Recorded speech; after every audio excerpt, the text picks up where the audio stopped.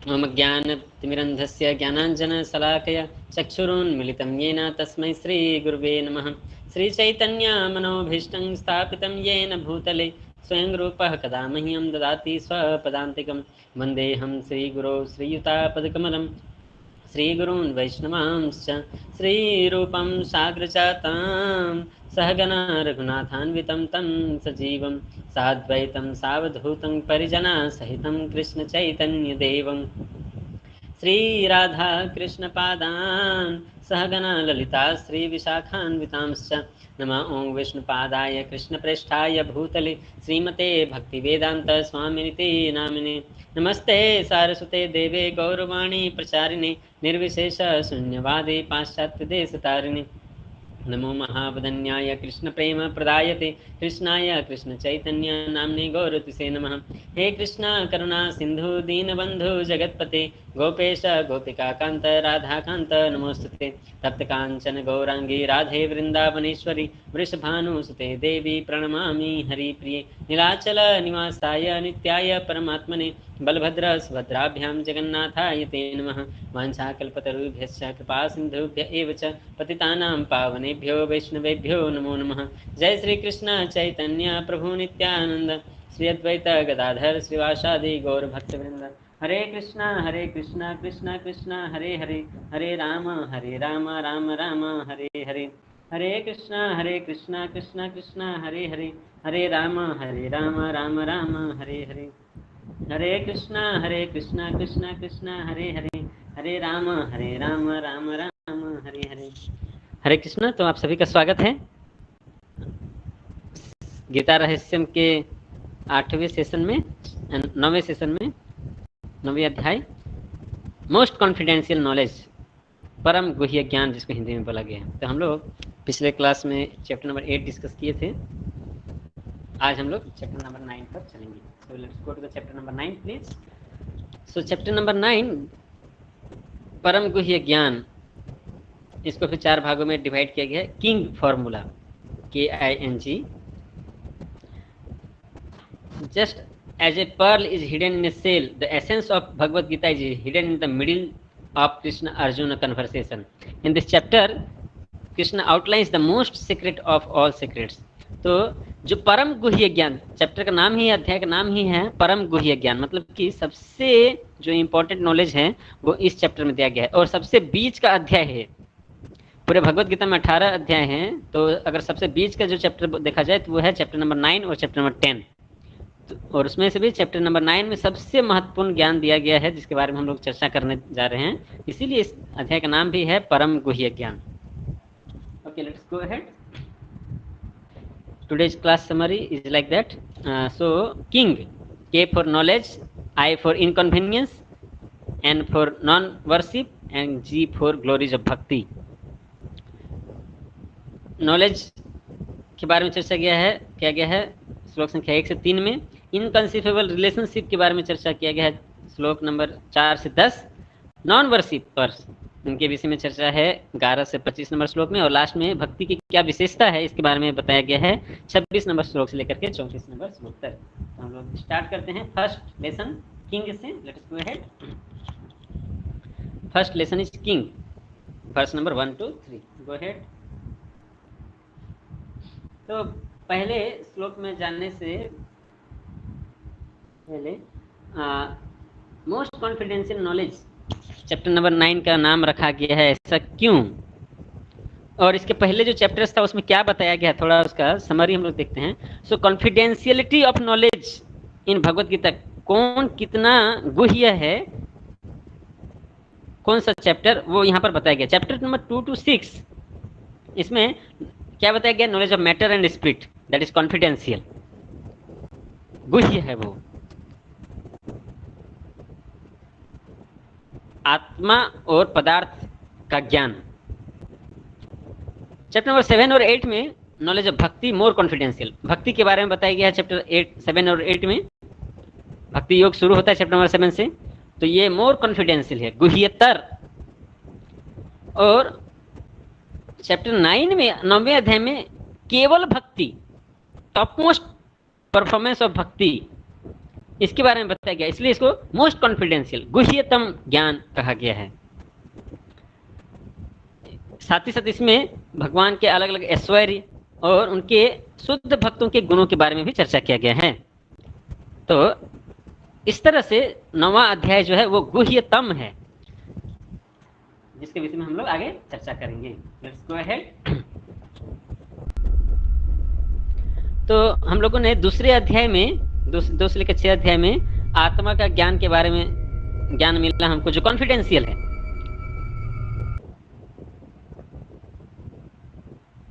जिनको दिव्य ज्ञान है उनको यह मालूम है कि इस शरीर की मृत्यु हो जाने के बाद आत्मा का नाश नहीं होता है। आत्मा जो है शाश्वत है, वह केवल एक शरीर को बदलकर दूसरे शरीर में प्रवेश करता है। यह गुह्य ज्ञान है। और जिस तरह से आत्मा जो है शाश्वत है, उसी तरह से परमात्मा वो भी शाश्वत है। Go ahead.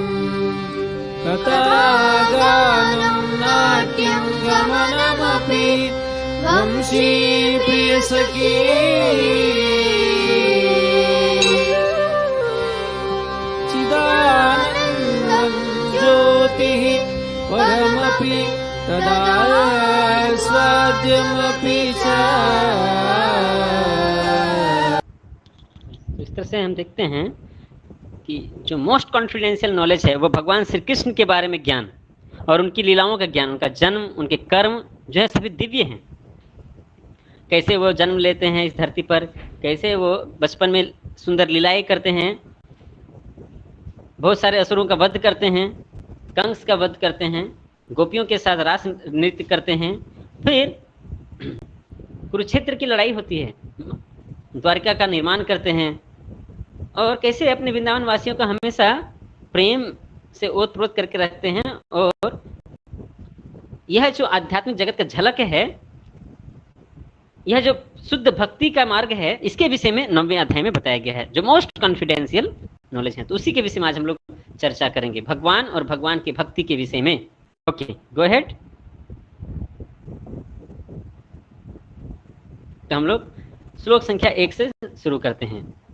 भक्ति का ज्ञान और जो भगवान के भक्त हैं वे किस तरह से भगवान का साक्षात्कार करते हैं, इसके विषय में यहाँ बताया जाएगा। श्लोक संख्या 1 में है, श्री भगवान उवाच इदं तु ते गुह्यतमं प्रवक्ष्याम्यनुसूयवे ज्ञानम विज्ञान सहितं यज्ञात्वा मोक्ष्यसे शुभात्। श्री भगवान ने कहा, हे अर्जुन, चूंकि तुम मुझसे कभी ईर्ष्या नहीं करती, इसलिए मैं तुम्हें यह परम गुह्य ज्ञान तथा अनुभूति बतलाऊंगा, जिसे जानकर तुम संसार के सारे क्लेशों से मुक्त हो जाओगे। तो 2 क्वालिफिकेशन है। पहला ये कि अर्जुन जो है भगवान का मित्र है, और दूसरा वह कभी भगवान से ईर्ष्या, कृष्ण से ईर्ष्या कभी नहीं करते। तो जो व्यक्ति भगवान से ईर्ष्या करते हैं, कृष्ण से ईर्ष्या करते हैं, वह कभी भगवान को समझ नहीं सकते, कभी भगवान की भक्ति नहीं कर सकते। तो जो सबसे इंपॉर्टेंट चीज है वह है अनुसूयवे। ईर्ष्या नहीं करने वालों को ही यह दिव्य ज्ञान प्राप्त होता है। जो भगवान से ईर्ष्या करता है वह कभी भगवान के ज्ञान को पा नहीं सकता, क्योंकि भगवान अपने ज्ञान को उसके हृदय में जागृत नहीं करते हैं।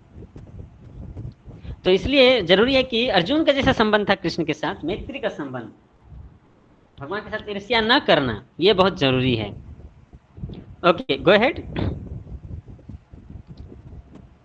जो संस्कृत शब्द है अनुसूयवे, इस श्लोक में यह बहुत ही महत्वपूर्ण है। ऐसे तो बहुत सारे आपको गीता पर लेख लिखने वाले लेखक मिलेंगे, लेकिन वे भले ही बाह्य रूप से गीता पर लेख लिखते हैं, लेकिन आंतरिक रूप से वो कृष्ण से ईर्ष्या करते हैं। कृष्ण की इतने विशाल ऐश्वर्य को देख करके उनसे ईर्ष्या करते हैं, और चूंकि वो कृष्ण से ईर्ष्या करते हैं, इसीलिए उनके द्वारा दिया गया जो कमेंट्री है, जो तात्पर्य है, वह सब बेकार है।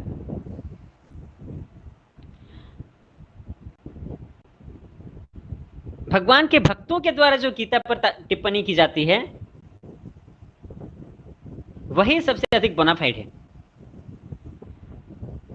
अगर कोई व्यक्ति कृष्ण से ईर्ष्या करता है, तो वो कभी भी भगवत गीता का ज्ञान किसी को नहीं दे सकता, और नहीं खुद ही वो भगवत गीता के ज्ञान को समझ सकता है। ऐसे लोग जो कृष्ण से ईर्ष्या करते हैं, वे कृष्ण को अच्छी तरह समझते नहीं हैं, उनके गुणों को अच्छी तरह जानते नहीं हैं, और उन्हें लगता है कि कृष्ण एक मूर्ख है। तो इसलिए हमें ऐसे तथाकथित है ना ज्ञानियों के, जो कि कृष्ण से ईर्ष्या करते हैं, उनके द्वारा दी गई भगवत गीता की टिप्पणी से अपने आप को बचाना चाहिए, उनको पढ़ना नहीं चाहिए। नहीं तो हमें भगवत गीता कभी अच्छे से समझ में ही नहीं आएगा। Okay, go ahead. When Krishna is saying to surrender, not that we have to surrender to Krishna, actually we should surrender to Brahman, speaking through Krishna. Personal character of Krishna is immoral. He danced with the wives of other men. He had many wives. He is normal human like all of us. Don't take Krishna seriously. तो देखिए यहाँ पर एक ऐसे तथाकथित एक कोई है ना so called scholar, so called Bhagavat कथा का गीता पर ज्ञान दे रहा है, उसको कृष्ण पर विश्वास ही नहीं है, और कृष्ण को साधारण मनुष्य समझते हैं, और वो जो कृष्ण गोपियों के साथ रासलीला कर रहा है, वो उस पर भी उसको कुछ विश्वास नहीं, कुछ ज्ञान नहीं है। और वो क्या कहता है, कृष्ण भगवान नहीं है, कृष्ण के अंदर जो इम्पर्सनल ब्राह्मण है, निराकार ब्रह्म है, वह जो है सुप्रीम है। तो ऐसे व्यक्ति जो जिनको कृष्ण पर विश्वास नहीं है, जो कृष्ण के बारे में जानते नहीं हैं, और मनगढ़ंत कुछ भी कथा प्रवचन बोलते रहते हैं, उनका कथा सुनने से हमारा कोई भला नहीं होने वाला है, बल्कि हमारा नुकसान ही होने वाला है। इसीलिए हमें ऐसे कथाकारों से हमें अपने आप को बचाना चाहिए। Okay, go ahead. फिर हम लोग आते हैं दूसरे नंबर श्लोक में।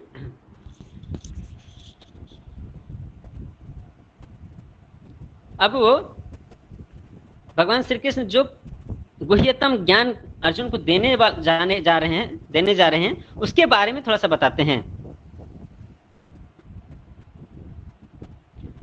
जो शुद्ध भक्ति होते हैं, उसके 8 गुण होते हैं, उसके बारे में भगवान बता रहे हैं दूसरे नंबर श्लोक में।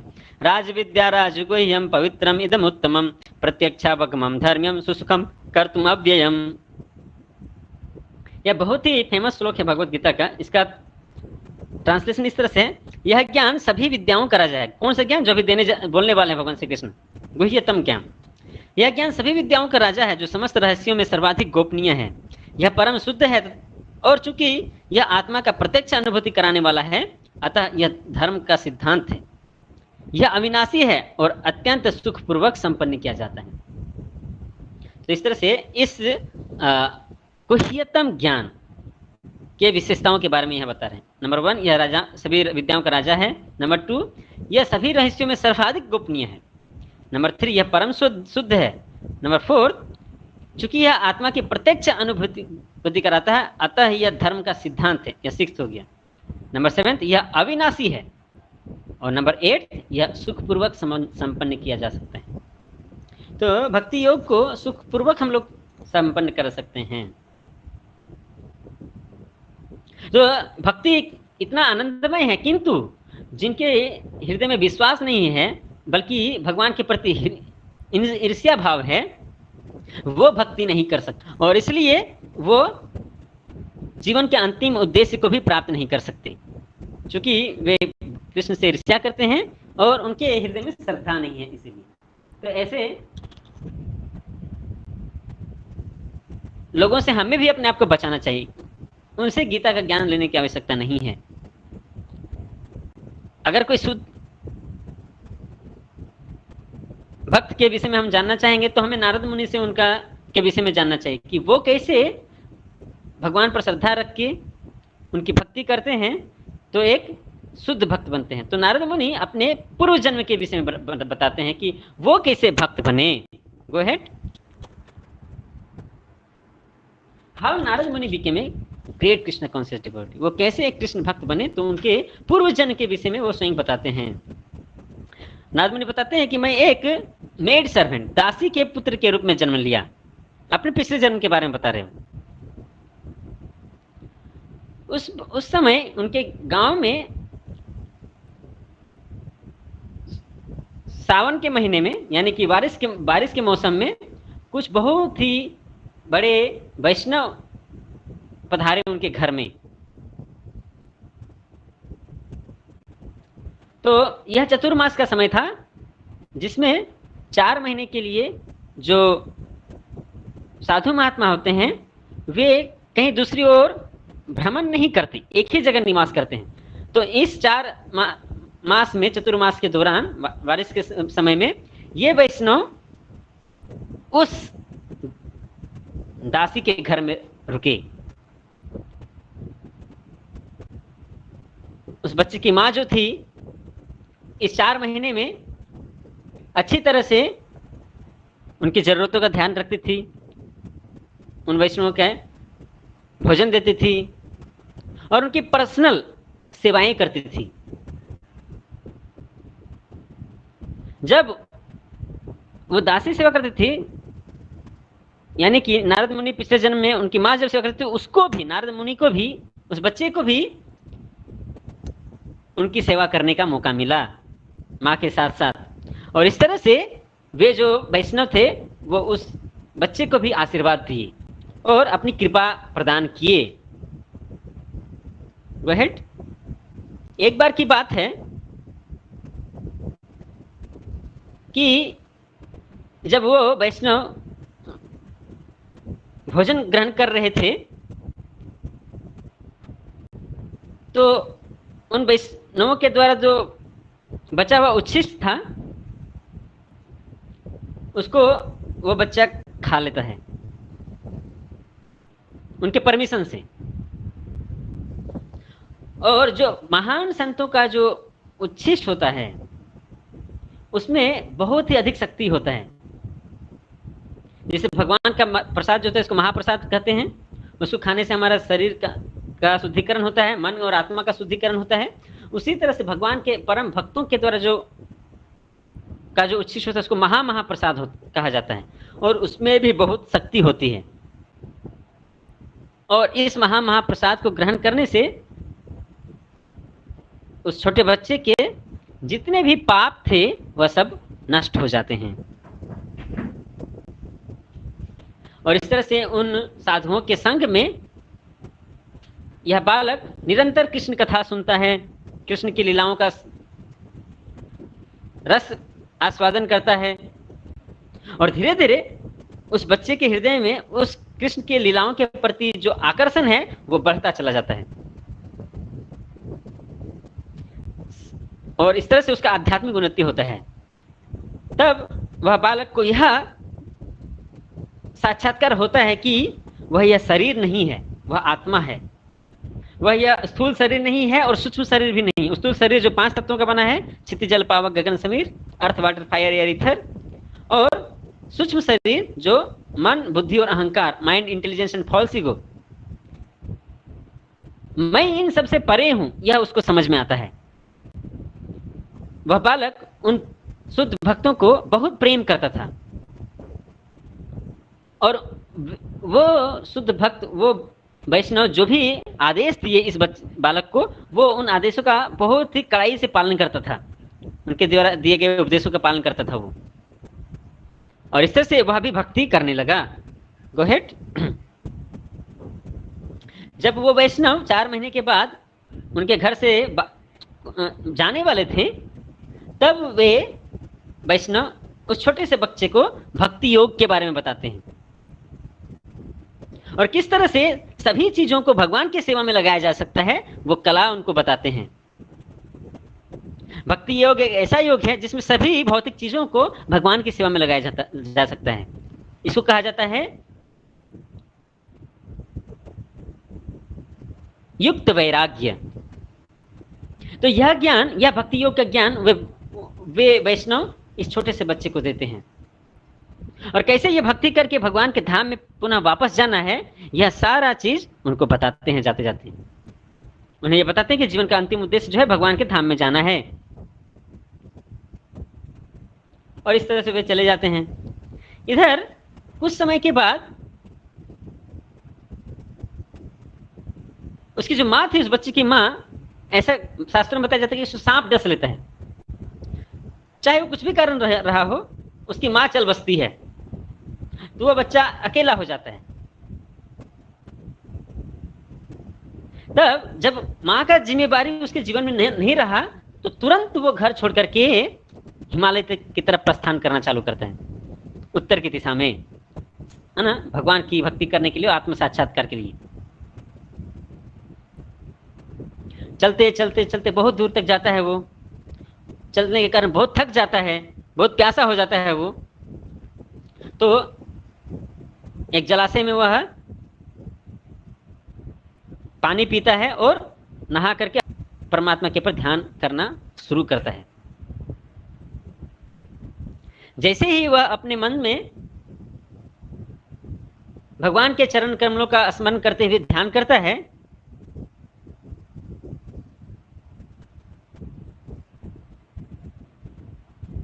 वैसे ही उसके हृदय में भगवान के प्रति जो दिव्य प्रेम है वह जागृत होता है। उसके आंखों से प्रेम अश्रु बहने लगते हैं और वह श्री कृष्ण चतुर्भुज रूप में उसके हृदय में प्रकट हो जाते हैं, परमात्मा के रूप में। परमात्मा का साक्षात्कार करने से उसके शरीर के सारी इंद्रियां जो है पूरी तरह से दिव्यता से भर जाती है। और बहुत जल्दी ही, लेकिन वो जो परमात्मा का ध्यान था जो वो अपने हृदय में कर रहा था, वह बहुत जल्दी गायब हो जाता है फिर। लेकिन वह फिर उस परमात्मा को अपने हृदय में नहीं देख पाता है, और छोटा सा बालक। तो फिर वो बालक बहुत हतोत्साहित हो जाता है कि ऐसा क्यों हुआ। तब भगवान बोलते हैं उस बच्चे को, वह दर्शन नहीं देते उसको, लेकिन उस बच्चे को बोलते हैं कि तुम इस जन्म में और मुझे दर्शन नहीं कर पाओगे, क्योंकि तुमने अपनी भक्ति योग की सेवाएं पूर्ण नहीं की हैं अभी तक, और तुम्हारे जो भौतिक इच्छाएं हैं, भौतिक जो कंटामिनेशन, गंदगी जो है, वह पूरी तरह से खत्म नहीं हुआ है। तुम पूरी तरह से शुद्ध हुए नहीं हो, इसलिए तुम मेरे पास इस जन्म में और नहीं आ सकते। Go ahead. मैंने विशेष कृपा करके तुम्हें, भगवान बोलते हैं, मैंने विशेष कृपा करके तुम्हें अपना दर्शन दिया है। क्यों दर्शन दिया है? तुम्हारे अंदर यह इस इच्छा को तीव्र बनाने के लिए कि तुम मेरे पास वापस चले आओ, तुम मुझे पाने के लिए प्रयास करो। इस इच्छा को प्रगाढ़ करने के लिए ही मैंने शुरुआत में तुम्हें अपना दर्शन दिया। मेरी कृपा से तुम मुझे हमेशा याद कर पाओगे, पूरे जीवन भर। और भक्ति योग करते हुए तुम हमेशा आध्यात्मिक उन्नति करोगे।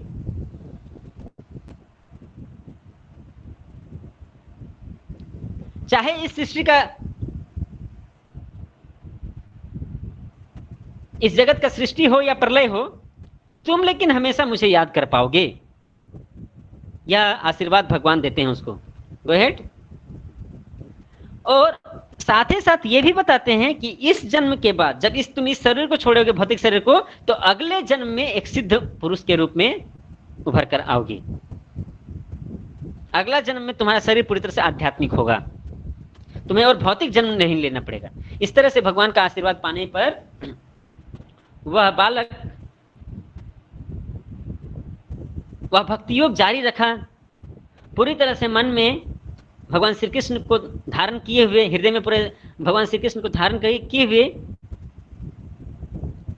भक्ति के पथ पर अग्रसर होते रहा, जिससे धीरे धीरे उसके हृदय की जितनी अवांछित चीजें थी वह खत्म हो गई, जितने भौतिक इच्छाएं थे वो खत्म हो गई, और अंत में वह इस भौतिक शरीर को त्याग करता है पूरी तरह से शुद्ध होकर के।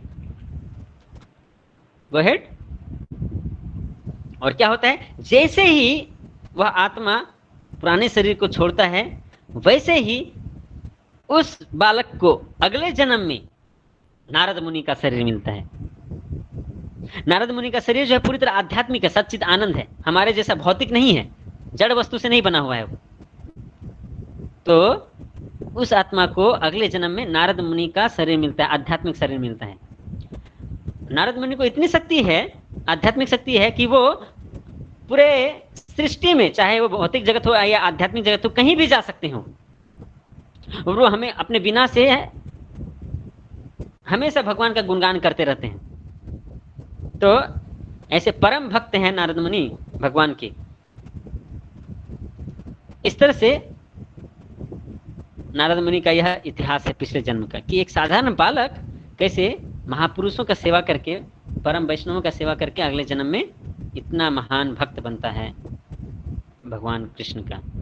नारद मुनि की इतनी शक्ति है कि वो कहीं भी जा सकते हैं, और उन्होंने कई व्यक्तियों को प्रचार करके उन्हें भगवान का भक्त बनाया, बहुत सारे लोगों को। जैसे प्रहलाद महाराज नारद मुनि के ही भक्त थे, ध्रुव महाराज नारद मुनि के भक्त थे, और नलकुबेर मणिग्रीव, उनको भी नारद मुनि ने उद्धार किया। अभी पूरी कहानी बताने का समय नहीं है, हम जस्ट शॉर्ट में। फिर युधिष्ठिर महाराज को भी ज्ञान देते हैं नारद मुनि, चित्रकेतु महाराज को भी ज्ञान देते हैं नारद मुनि, और एक शिकारी था मृगारी, उसको भी भक्त बनाते हैं। और नारद मुनि वो भगवान, वो ब्रह्मा जी की संतान है, ब्रह्मा के पुत्र हैं वो, और यह ज्ञान उनको ब्रह्मा जी से भी मिलती है, भगवान की भक्ति का ज्ञान। तो इस तरह नारद मुनि हर एक युगों में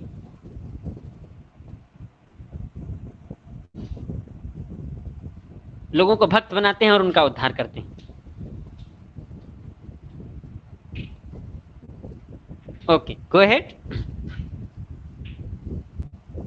तो नौ विधा भक्ति जो बोला जाता है भगवान श्री कृष्ण का, श्रवणम कीर्तनम विष्णु स्मरणम पाद सेवनम अर्चनम वंदनम दास्यम साक्ष्यम आत्मनिवेदनम। श्रवणम, भगवान की कथा का श्रवण करना शुद्ध भक्तों के मुंह से। 4,300,000 years and multiply it by 1,000, then what it comes according to English calculation? 4,300,000,000. 4,300,000,000. That is 12 hours. And add again 12 hours night.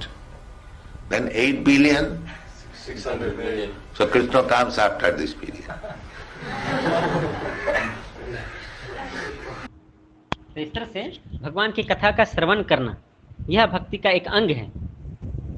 Go ahead. कीर्तनम, कीर्तन करना भगवान के नाम का। हरे कृष्णा कृष्ण कृष्ण हरे हरे, हरे राम राम राम हरे हरे, हरे कृष्ण कृष्ण कृष्ण हरे हरे। श्रवणम कीर्तनम स्मरणम, भगवान को याद करना। Go ahead.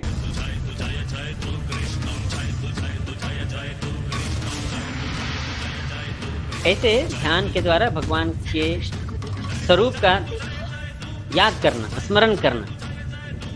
भगवान अनेक लीलाएं किए हैं, उन लीलाओं का स्मरण करना, भगवान के गुणों का स्मरण करना, और भगवान की जो सुंदर स्वरूप है, सुंदर रूप है, उनका स्मरण करना, यह भी भक्ति का एक अंग है। तो है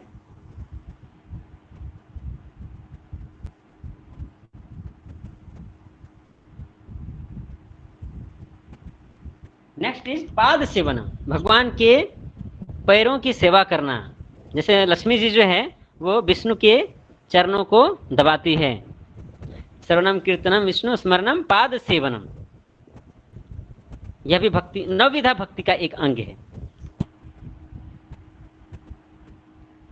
उसके बाद है अर्चनम, वो है भगवान के श्री विग्रह की आरती करना। By chanting Yesha Deepaha, followed by the deity's Mula Mantra, offer 4 circles to the lotus feet,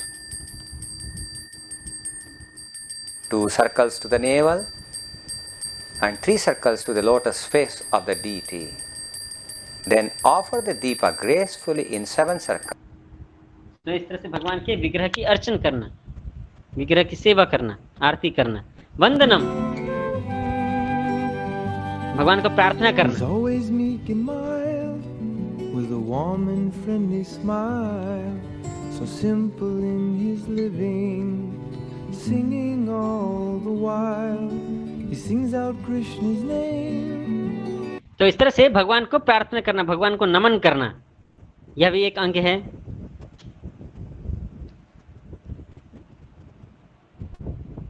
दास्यम, भगवान के दास के रूप में सेवा करना, जैसे हनुमान जी भगवान के सबसे बड़े भक्त हैं, सबसे बड़े दास हैं।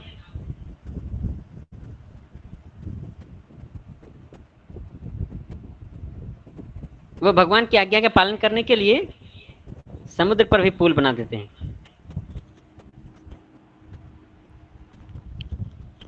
तो यह दास भाव में है। इसमें सबसे सर्वश्रेष्ठ उदाहरण हनुमान जी का आता है।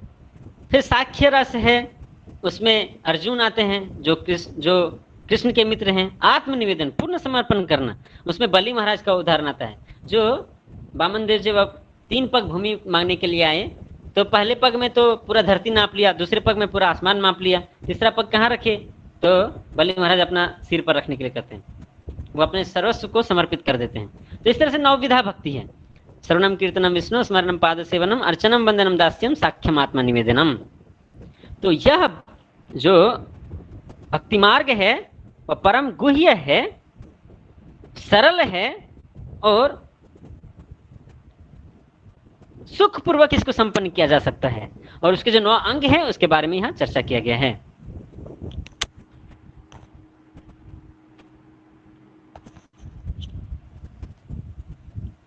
अभी जो भगवान श्री कृष्ण इस परम गुह्य ज्ञान का चर्चा करने जा रहे हैं,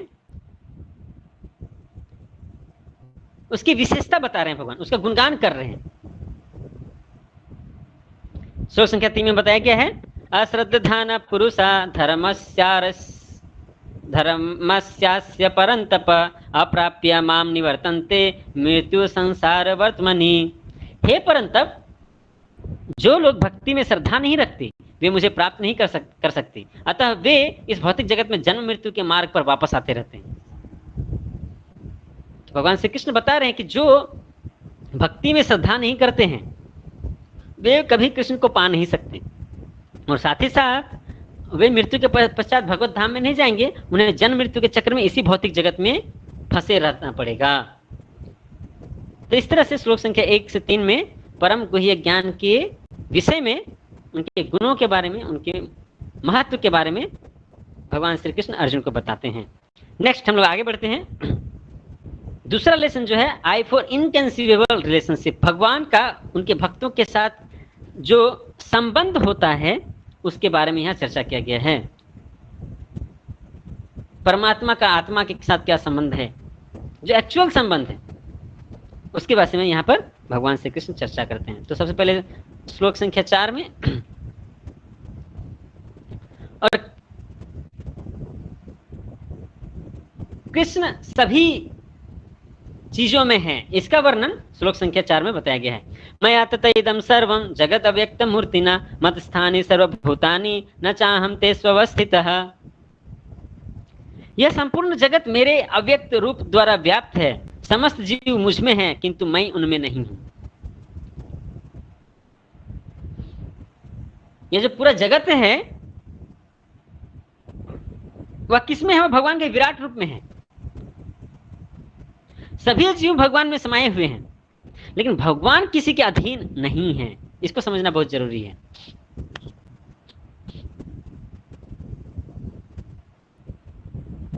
सभी जीव भगवान में समाये हुए हैं और साथ ही साथ कोई भी उनके अंदर नहीं है। भगवान सभी से अलग भी हैं। यह है भगवान की विशेषता कि भगवान इंडिपेंडेंट है, स्वतंत्र हैं, वो किसी के अधीन नहीं है। एक तरफ सारा ब्रह्मांड, सारे सृष्टि उनके अंदर समाया है, वहीं दूसरी ओर भगवान कृष्ण सभी चीजों से अलग हैं, स्वतंत्र हैं। यह है भगवान की विशेषता। नेक्स्ट श्लोक संख्या 5 में हम लोग चलते हैं। न च मत्स्थानि भूतानि पश्य मे योगमैश्वरम भूत भिन्न च भूतस्थो ममात्मा भूत भावनः। भगवान कहते हैं तथापि मेरे द्वारा उत्पन्न सारी वस्तुएं मुझ में स्थित नहीं रहती। जरा मेरे योग ऐश्वर्य को देखो। यद्यपि मैं समस्त जीवों का पालक हूं, भरता हूं और सर्वत्र व्याप्त हूं, लेकिन मैं इस विराट अभिव्यक्ति का अंश नहीं हूं, क्योंकि मैं सृष्टि का कारण स्वरूप हूं। वही चीज बता रहे भगवान कि भले ही सारे सृष्टि की उत्पत्ति मुझसे हुई है, मैं सभी जगह विद्यमान हूं, मैं सभी सृष्टि के सभी चीजों का आधार हूं, लेकिन फिर भी मैं इन सभी चीजों से अलग रहता हूं, क्योंकि मैं सभी चीजों का कारण हूं। सर्व कारण कारणम। कृष्ण सभी चीजों के कारणों के कारण हैं, तो वो किसी पर डिपेंडेंट नहीं है। ये भगवान बताना चाहते हैं। तो फिर भगवान वायु का उदाहरण देते हैं 6ठे श्लोक में। यथाकाश स्थितो नित्यं वायु सर्वत्र गो महान तथा सर्वाणि भूतानि मत्स्थानीत्युपाधारय। जिस प्रकार सर्वत्र प्रवहमान प्रबल वायु सदैव आकाश में स्थित रहती है, उसी प्रकार समस्त उत्पन्न प्राणियों को मुझ में स्थित जानो। हवा तो सब जगह विद्यमान है, जहां भी उसको जगह मिल जाए हवा प्रवेश कर सकती है। जिस तरह हवा इस भौतिक जगत में सब जगह विद्यमान है, उसी तरह से भगवान भी इस भौतिक सृष्टि में और आध्यात्मिक सृष्टि में सब जगह विद्यमान हैं। यह उदाहरण के द्वारा, यह एनालॉजी के द्वारा भगवान समझाना चाहते हैं कि मैं सब जगह विद्यमान हूं, लेकिन मैं फिर भी सबसे अलग हूं। तो सारा ब्रह्मांड जो है भगवान में ही समाया हुआ है। इसका प्रूफ जो है भगवान बहुत एक अच्छी लीला में देते हैं, जिसका विषय में हम लोग आगे देखेंगे। आगे बढ़िए प्लीज। तो एक बार भगवान मिट्टी खा लेते हैं, तो यशोदा मैया को पूरा ब्रह्मांड दिखता है उनके मुंह में।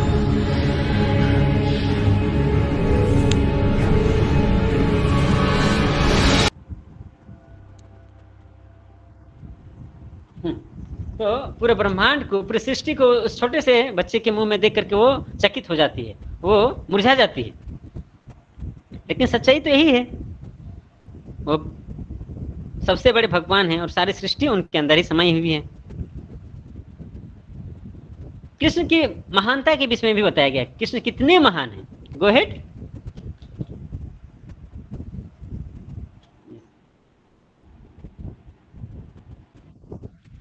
Emanates all the three worlds, both spiritual and mundane. Everything rests in me, Arjun, just as you see pearls hang upon a thread. भगवान श्री कृष्ण कहते हैं अर्जुन को, जिस तरह से एक मोती हार में, मोती के हार में सारे मोती के दाने एक धागे से बंधे हुए रहते हैं, उसी तरह से सारा जगत जो है वो मुझ में स्थित है। With a single fragment of myself, I pervade and support this entire universe. Bhagavad Gita 10.42। हम लोग आगे चर्चा करेंगे इसका, कि भगवान की शक्ति अनलिमिटेड है। उनके एक छोटे से बिंदु मात्र से अंश से ही ये पूरे भौतिक जगत का वो भार संभालते हैं। भगवान श्री कृष्ण से बता रहे भगवद गीता में, एकांश से नहीं स्थित जगत, मेरे बहुत सारी शक्तियां हैं, उसके जस्ट एक अंश मात्र की शक्ति से मैं इस पूरे ब्रह्मांड का सृष्टि और उसका देखभाल करता हूं। Okay, go ahead. Shri Krishna भगवान जो है अपने नित्य धाम गोलोक वृंदावन धाम में रहते हैं, जो कि इस भौतिक सृष्टि से परे है। आध्यात्मिक सृष्टि में सबसे टॉप मोस्ट प्लेनेट है गोलोक वृंदावन धाम, और वहां अपने ब्रज वृंदावन वासियों के साथ हमेशा वो लीला करते हैं और आनंद में रहते हैं वहां भक्तों के साथ।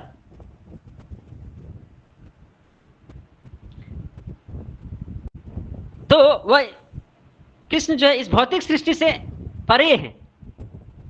भले ही भौतिक सृष्टि की उत्पत्ति कृष्ण से हुई है, लेकिन कृष्ण उनसे बंधे नहीं हैं, उनसे परे हैं।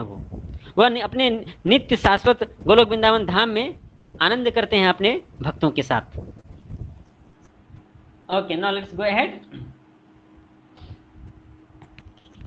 अब आगे के श्लोकों में, श्लोक संख्या 7 और 8 में इस भौतिक जगत की सृष्टि और प्रलय के विषय में बताया गया है, इसकी हम लोग चर्चा करेंगे। श्लोक संख्या 7 में बताते हैं, सर्वभूतानि कौन्तेय प्रकृतिं यान्ति मामिकां कल्पक्षये पुनस्तानि कल्पादो विसृजाम्यहम्। हे कुंती पुत्र, कल्प के अंत होने पर सारे प्राणी मेरी प्रकृति में प्रवेश करते हैं, और अन्य कल्प के आरंभ होने पर मैं उन्हें अपनी शक्ति से पुनः उत्पन्न करता हूँ। जब कल्प का अंत होता है तब प्रलय होता है, और सारे जीव जो है वह महाविष्णु में समा जाते हैं। और जब फिर से नए कल्प की शुरुआत होती है तो भगवान अपनी शक्ति के द्वारा पुनः उन्हें सृजित करते हैं, उत्पन्न करते हैं। 8वें श्लोक में बताते हैं, प्रकृतिम स्वाम वष्टभ्य विसृजामि पुनः पुनः भूतग्राममिमं कृष्णम वसम प्रकृतेर्वसात्। संपूर्ण विराट जगत मेरे अधीन है, यह मेरी इच्छा से बारंबार स्वतः प्रकट होता रहता है और मेरी इच्छा से ही अंत में विनष्ट होता है। तो यह जो भौतिक जगत है पूरी तरह से वो भगवान के अधीन है। बार बार इस जगत की सृष्टि और प्रलय होती है, वो भगवान की ही इच्छा से होती है। भले ही भगवान अपनी शक्तियों के द्वारा इस जगत की सृष्टि करते हैं, इसका पालन करते हैं और इसका नाश भी करते हैं, लेकिन ये कर्म भगवान को बंधन में नहीं बांध सकते। स्वयं भगवान इस जगत की सृष्टि, पालन और प्रलय में हिस्सा नहीं लेते, वो अपनी शक्तियों के द्वारा यह सब चीजें करते हैं। इसलिए भगवान डायरेक्टली रिस्पॉन्सिबल नहीं है इस जगत की किसी भी कार्यकलाप के लिए, चाहे वो अच्छा हो या बुरा। भगवान स्वतंत्र रहते हैं। फिर तो भगवान किसी कार्य से बनते नहीं है, इसके विषय में आगे के श्लोक में बताया गया है। Go ahead. न च माम तानि कर्माणि निबध्नन्ति धनंजय उदासीन वदासीनम असक्तम तेषु कर्मसु। हे धनंजय, ये सारे कर्म मुझे नहीं बांध पाते हैं, मैं उदासीन की भांति इन सारे भौतिक कर्मों से सदैव विरक्त रहता हूँ। यस, भगवान स्वतंत्र हैं। तो इस भौतिक जगत की सृष्टि, पालन और प्रलय का जो भार है वो अपनी शक्ति के द्वारा करते हैं, दुर्गा देवी के द्वारा। तो इसलिए भगवान कभी उन सब चीजों से बंधते नहीं हैं। आगे 10वें नंबर श्लोक में बताते हैं, ये बहुत ही फेमस श्लोक है भगवद्गीता का। मया अध्यक्षेन प्रकृति सुयते सचराचरम हेतुनानेन कौन्तेय जगत विपरिवर्तते। हे कुंती पुत्र, यह भौतिक प्रकृति मेरी शक्तियों में से एक है और मेरी अध्यक्षता में कार्य करती है, जिससे सारे चर तथा अचर प्राणी उत्पन्न होते हैं। इनके शासन में यह जगत बारंबार सृजित और विनष्ट होता रहता है। तो यह जो भौतिक सृष्टि है यह भी भगवान की अनेकानेक शक्तियों में से एक शक्ति है, और भगवान के इच्छा से ही इस जगत की इस भौतिक सृष्टि जगत की सृष्टि होती है। और सारे चर अचर प्राणी इस सृष्टि पर जन्म लेते हैं, और वे प्राणी ही, वे जीव ही यहाँ पर शोषण करते हैं, शासन करते हैं, और इस तरह से इस भौतिक जगत का सृष्टि और प्रलय होता रहता है।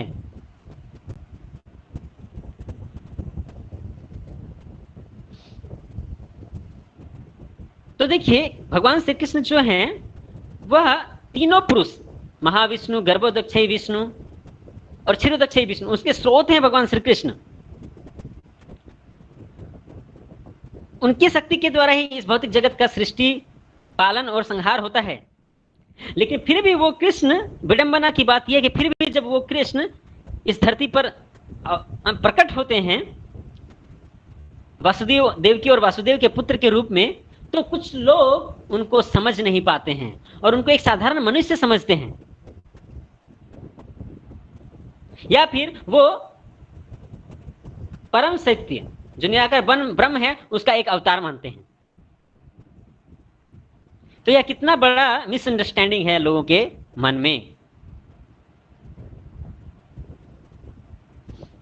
अगर इस मिसअंडरस्टैंडिंग को दूर करना है तो हमें भगवत गीता यथारूप पढ़ना होगा, जो भगवान के शुद्ध भक्त ऐसे भक्तिवेदांत स्वामी श्रील प्रभुपाद के द्वारा लिखी गई है। अगर हम जब तथाकथित है ना ऐसे लेखकों के लिखा हुआ भगवत गीता पढ़ लेते हैं जो कि प्रमाणिक नहीं है, क्योंकि ये खुद स्वयं भगवान श्री कृष्ण पर विश्वास नहीं करते, उनसे ईर्ष्या करते हैं, तो वो भला कृष्ण के बारे में या कृष्ण के बोले हुए भगवत गीता के विषय में कैसे प्रामाणिक रूप से बोल सकते हैं। और ऐसे ही लोग भगवान को समझते नहीं हैं, तो जो खुद नहीं समझते वो हमें क्या समझाएंगे, इसलिए हमें ध्यान रखना चाहिए। Okay, go ahead, now we will go to the next topic.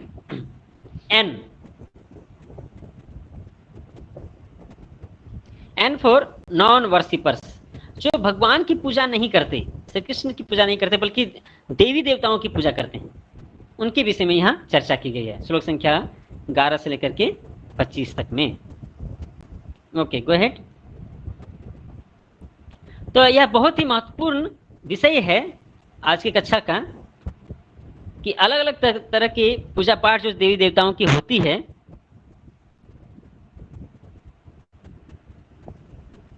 ऐसे लोग भगवान की डायरेक्ट पूजा नहीं करते, श्री कृष्ण की डायरेक्ट पूजा नहीं करते, देवी देवता भी कृष्ण से ही आए हैं।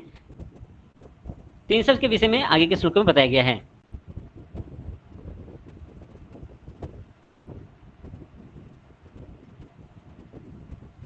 तो कुछ लोग तो हैं जो भगवान को, कृष्ण को भगवान के रूप में समझते हैं और उनकी पूजा करते हैं, लेकिन बहुत सारे लोग ऐसे हैं जो भगवान को भगवान के रूप में नहीं जानते, उनकी पूजा नहीं करते हैं, बल्कि बहुत सारे देवी देवताओं की पूजा करते हैं।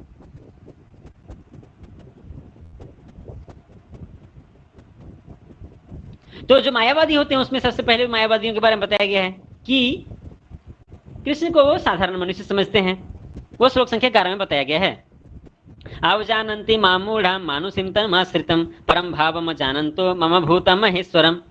जब मैं मनुष्य रूप में अवतरित होता हूं तो मूर्ख मेरा उपहास करते हैं, वे मुझ परमेश्वर के दिव्य स्वभाव को नहीं जानते। पहले ही बताया गया कि भगवान श्री कृष्ण वो हैं जिनसे तीनों महापुरुष महाविष्णु, गर्भोदक्ष विष्णु और क्षीरोदक्ष विष्णु का प्रकटीकरण वहीं से होता है। महाविष्णु वो है जिनसे इस पूरे भौतिक जगत की सृष्टि होती है, उनके एक एक रोमकूप से एक एक ब्रह्मांड सृजित होते हैं। गर्भोदक्ष विष्णु के रूप में फिर वही भगवान जो है हर एक ब्रह्मांड में प्रवेश करते हैं और हर एक जीव के हृदय में परमात्मा के रूप में विराजमान करने वाले, और कण कण पर अणु अणु परमाणु में और दो परमाणु के बीच में भी जो जगह है, हर एक जगह में विस्तृत होने वाले क्षीरोदक्ष के विष्णु भी वहीं से कृष्ण से आ रहे हैं। वो कृष्ण जब इस धरती पर साधारण मनुष्य के रूप में अवतार लेते हैं तो मूर्ख लोग, ऐसे मायावादी लोग उनको समझ नहीं पाते।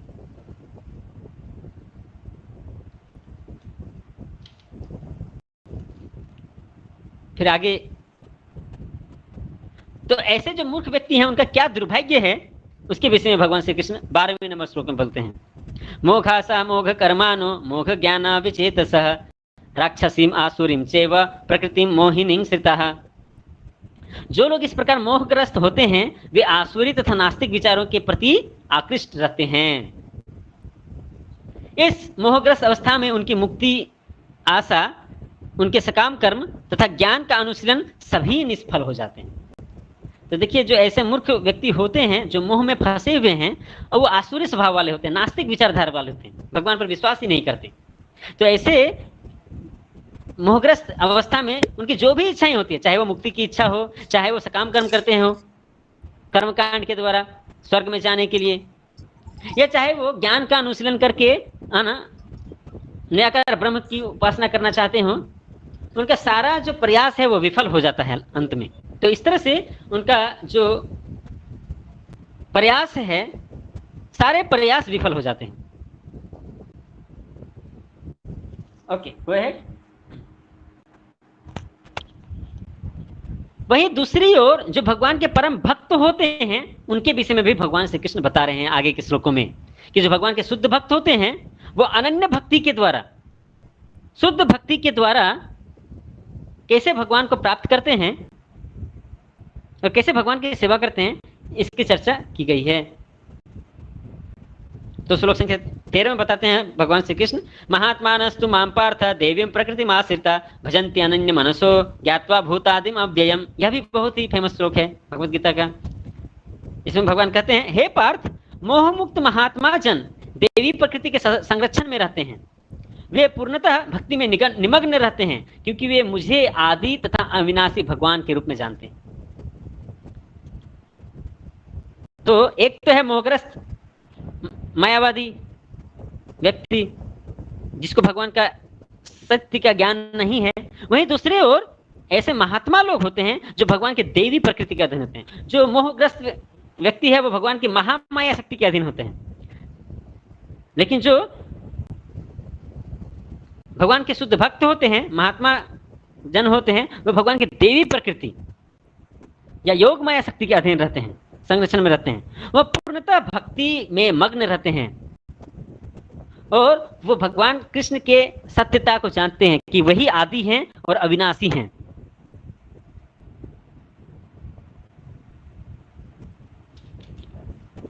तो फिर वो करते क्या हैं? तो श्लोक संख्या 14 में बताते हैं, सततम कीर्तयन्तो माम यतन्तश्च दृढ़व्रता नमस्यन्तश्च माम भक्त्या नित्ययुक्ता उपासते। ये महात्मा मेरी महिमा का नित्य कीर्तन करते हुए, दृढ़ संकल्प के साथ प्रयास करते हुए, मुझे नमस्कार करते हुए भक्ति भाव से निरंतर मेरी पूजा करते हैं। तो ऐसे जो भगवान के महान भक्त होते हैं वो क्या करते हैं? वो भगवान की महिमा का निरंतर गुणगान करते हैं, निरंतर उसका कीर्तन करते हैं भगवान की महिमा का, और दृढ़ संकल्प के साथ प्रयास करते हैं भगवान की प्राप्ति करने के लिए। भगवान को नमस्कार करते हैं, दंडवत प्रणाम करते हैं और भक्ति भाव से हमेशा भगवान की पूजा करते हैं। यह महान भक्तों का स्वभाव है। तो इस तरह से दो अलग अलग प्रकार के व्यक्तियों के बारे में बताया गया है। गो अहेड। तो देखिए, इस तरह से अभी भगवान श्री कृष्ण दो प्रकार के एक्सट्रीम जोन के बारे में बताए। एक तो जो भगवान को बिल्कुल नहीं मानते हैं, उनके शरीर को भौतिक समझते हैं, और दूसरी ओर दूसरे प्रकार के महान भक्त हैं जो भगवान का हमेशा चिंतन करते रहते हैं। अभी एक अलग प्रकार के भी व्यक्ति होते हैं जो अलग अलग प्रकार से पूजा पाठ करते हैं। अब भगवान उनके विषय में बताएंगे। Okay, go ahead. तो इसको यहाँ एक टेबल में बताया गया है श्लोक संख्या 15 के विषय में। 3 तरह के ज्ञानी होते हैं जो भगवान की पूजा करते हैं ज्ञान के माध्यम से। ज्ञान यज्ञ के द्वारा कृष्ण की पूजा करते हैं। तो यह श्लोक संख्या 15 में बताया गया है, ज्ञान यज्ञेन चाप्यन्ये यजन्तो मामुपासते एकत्वेन पृथक्त्वेन बहुधा विश्वतो मुखम। अन्य लोग जो ज्ञान का अनुसरण द्वारा यज्ञ में लगे रहते हैं, वे भगवान की पूजा उनके अद्वैय रूप में, विविध रूपों में तथा विश्व रूप में करते हैं। ये बहुत इंपॉर्टेंट है। पहला अद्वैय रूप में, दूसरा विविध रूपों में, और तीसरा विश्व रूप में। तो जो अद्वैय रूप में करते हैं एकत्वेन,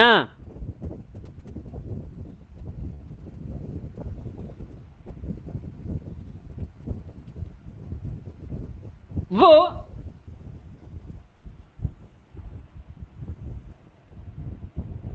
यह समझते हैं कि जो जीवात्मा है वह भी भगवान है।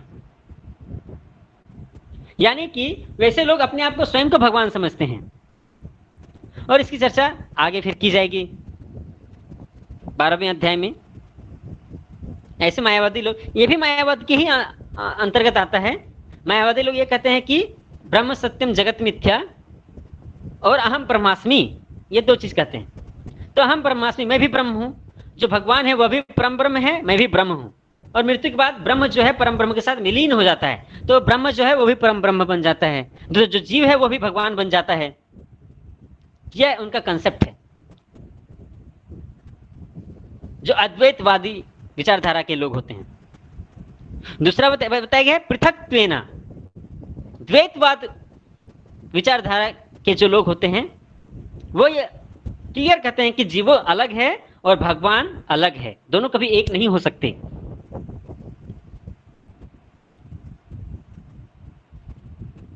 और ऐसे ऐसे लोग भगवान के अलग अलग देवी देवताओं के रूप में भी पूजा करते हैं, और यह आगे इसी अध्याय में चर्चा किया जाएगा देवी देवताओं के पूजा करने वाले लोगों के विषय में। तो यह दूसरे प्रकार के व्यक्ति हो गए। और जो तीसरे प्रकार के लोग होते हैं वो होते हैं विश्वतोमुखम। वो भगवान के विश्व रूप की पूजा करते हैं, विराट रूप की पूजा करते हैं। वह विराट रूप जिसमें पूरा ब्रह्मांड समाया हुआ है, पूरा भौतिक सृष्टि समाया हुआ है, ऐसे विराट रूप की वे लोग पूजा करते हैं।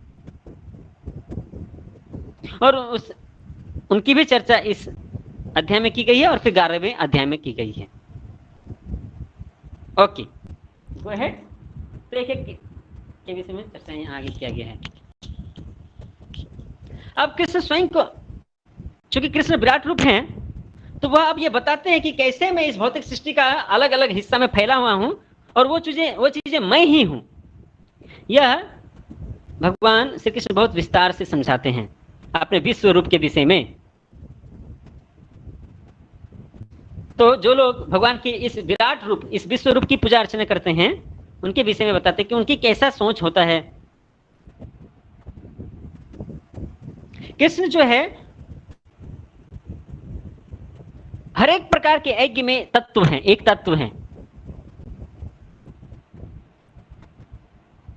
तो यहाँ 16 नंबर श्लोक में बोला गया है, अहम कर्तूरम रहम यज्ञ स्वधाः मौषधम मंत्रो अहम मेवाज्यम अहम अग्निर अहम हुतम।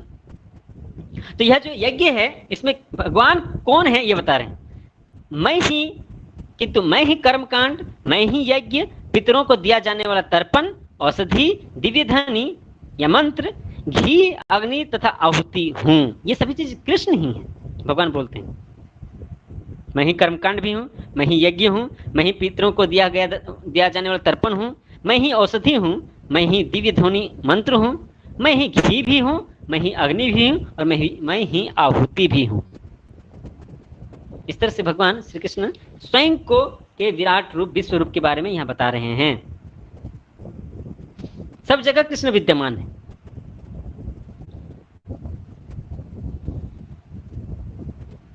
आगे श्लोक संख्या 17 से लेकर के 19 में बताते हैं भगवान की किस तरह वे सभी जगह फैले हुए हैं और सबका अल्टीमेट शेल्टर है, सबको शरण देने वाले हैं और सभी कारणों के कारण हैं। तो श्लोक संख्या 17 में बताया गया है, पितामहमस्य जगतो माता धाता पितामह वेद्यम पवित्रम ओंकारम ऋक्साम यजुरेव च।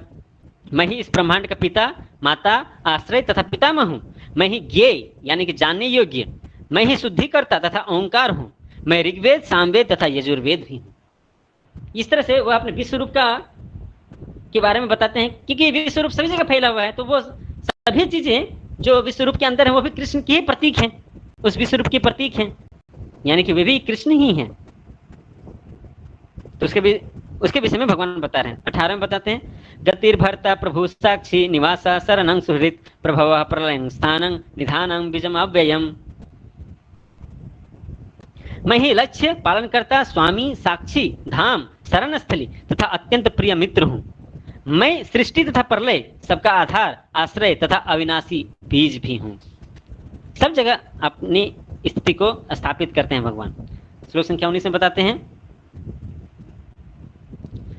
तप्पाम्यहमहं वर्षं निगृह्णाम्युत्सृजामि च अमृतं चैव मृत्युश्च सज्जाहम अर्जुन। हे अर्जुन, मैं ही ताप प्रदान करता हूँ और वर्षा को रोकता तथा लाता हूँ। मैं अमरत्व हूँ तथा साक्षात मृत्यु भी हूँ। आत्मा तथा पदार्थ, सत और असत दोनों मुझ में ही है। इस तरह से भगवान सब जगह अपनी स्थिति को व्यवस्थित करते हैं, स्थिति को स्थापित करते हैं। तो यह भगवान के विराट रूप के विषय में, विश्व रूप के विषय में इन श्लोकों में चर्चा की गई है। आगे बढ़ते हैं हम लोग। Let us go ahead.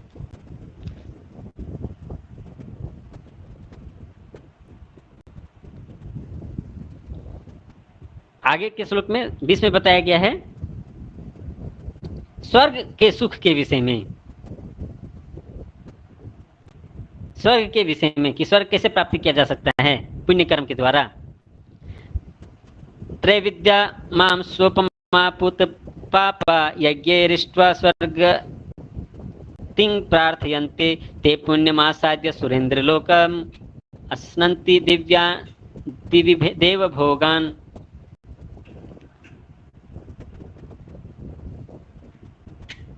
जो वेदों का अध्ययन करते तथा सोम रस का पान करते हैं वे स्वर्ग की प्राप्ति की गवेषणा करते हुए अप्रत्यक्ष रूप में मेरी पूजा करते हैं।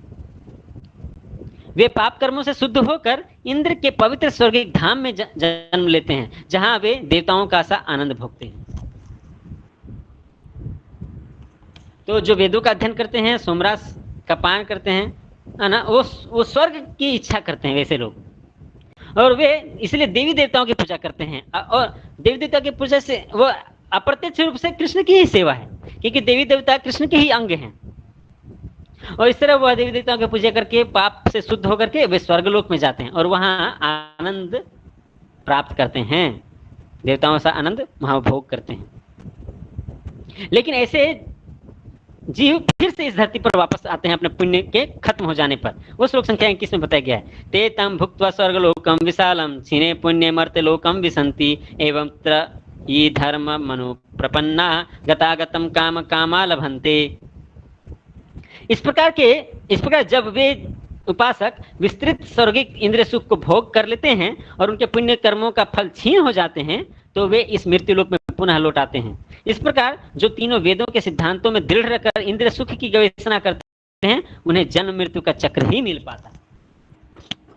तो दूसरे नंबर में जो देवी देवताओं की पूजा करते हैं उनके विषय में बताया गया है कि वे पुण्य कर्म अर्जित करके वे स्वर्ग का सुख आनंद करते हैं, लेकिन जब उनका पुण्य खत्म हो जाता है तो फिर से उनको इस भौतिक जगत, इस धरती लोक में आना पड़ता है। तो इस तरह से वे जन्म मृत्यु के चक्कर में इसी भौतिक जगत में फंसे हुए रहते हैं।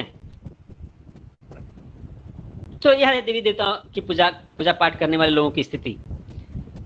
लेकिन वहीं दूसरी ओर जो भगवान के शुद्ध भक्त होते हैं वो भगवान की भक्ति करके भगवान के परम धाम में जाते हैं और जहां से उनको वापस इस लोक में आना नहीं पड़ता। कर्मकांड के द्वारा यह चीज हासिल नहीं किया जा सकता, केवल भक्ति के द्वारा ही भगवान के धाम को पाया जा सकता है। वो है जो भगवान के भक्त होते हैं, जो भगवान के अनन्य भक्त होते हैं वो भगवान के संरक्षण में रहते हैं। यह बहुत ही फेमस श्लोक है भगवत गीता का, अनन्यास चिंतयन्तो माम ये जना पर्युपासते तेषां नित्याभियुक्तानां योगक्षेमं वहाम्यहम्। कैसे भगवान अपने शुद्ध भक्तों की रक्षा करते हैं, अनन्य भक्तों की रक्षा करते हैं, वहां यह इस श्लोक में बताते हैं भगवान कृष्ण।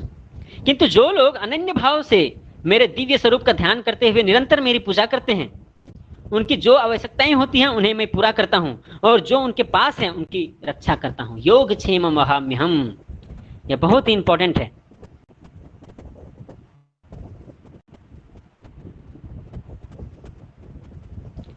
जो मेरे भक्त के पास है मैं उसकी रक्षा करता हूं और जो उसे चाहिए मैं उसे प्रदान करता हूं। यह है मतलब योगक्षेम वहाम्यहम् का। इसका मतलब यह हुआ कि भगवान हर प्रकार से अपने अनन्य भक्तों की रक्षा करते हैं।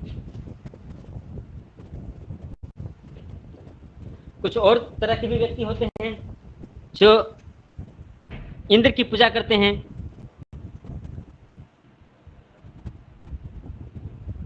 कर्मयोग के द्वारा, कर्मयोग का एक हिस्सा समझते हैं इंद्र पूजा। भले ही वो देवी देवताओं की पूजा करते हैं लेकिन फिर भी वो इनडायरेक्टली आपकी पूजा कर रहे हैं, तो फिर उनको मुक्ति क्यों नहीं मिलता है, यह प्रश्न है। भले वो इनडायरेक्ट वे में भगवान की पूजा कर रहे हैं तो उनको मुक्ति क्यों नहीं मिलता है। तो इसका बारे में भगवान बताते हैं कि 23 नंबर श्लोक में कि हाँ वो भले ही इनडायरेक्ट रूप से मेरी पूजा करते हैं लेकिन ऐसे पूजा नियम कानूनों के आधार पर नहीं है, बिना किसी नियम का पालन किए हुए है। शास्त्रों के आधार पर नहीं किया गया है, इसीलिए। और वे जो पूजा पाठ करते हैं वो भगवान की प्राप्ति करने के लिए नहीं करते हैं, वे तो इंद्रिय भोग के लिए करते हैं, स्वर्गिक सुख के लिए करते हैं। इसलिए इनडायरेक्टली मेरी पूजा होते हुए भी उन्हें मुक्ति नहीं मिलता है, क्योंकि पहला चीज कि वो नियमों का पालन नहीं करते हैं, शास्त्रों के नियमों का पालन नहीं करते हैं, और दूसरा कि उनका जो मोटिव है पूजा करने के पीछे वो भगवान की प्राप्ति नहीं है, कोई अल्टीरियर मोटिव है, भौतिक इच्छाएं हैं, भगवान की प्राप्ति की इच्छा नहीं है। तो ये आगे के श्लोक में बताया। Go head 23rd number verse. Go to the next slide. Yes. तो ऐसे जो व्यक्ति होते हैं जो देवी देवताओं की पूजा करते हैं, वह indirect way of worship Krishna है, लेकिन वो गलत है। इस तरह से कृष्ण की इनडायरेक्ट पूजा करना वो गलत है। तो यह 23 नंबर श्लोक में बताया गया है। येऽप्यन्य देवता भक्ता यजन्ते श्रद्धयान्विता तेऽपि मामेव कौन्तेय यजन्ति अविधिपूर्वकम। त्रुटिपूर्ण ढंग से ऐसे लोग पूजा कर रहे हैं कृष्ण की। हे कुंती पुत्र, जो लोग अन्य देवताओं के भक्त हैं और उनकी श्रद्धा पूर्वक पूजा करते हैं, वास्तव में वे भी मेरी ही पूजा करते हैं, किंतु वे यह त्रुटिपूर्ण ढंग से करते हैं। जो देवी देवता की पूजा कर रहे हैं अल्टीमेटली वो भी कृष्ण की पूजा है, लेकिन वह गलत तरीके से है। भगवान स्वयं बता रहे हैं ये चीज। गो अहेड।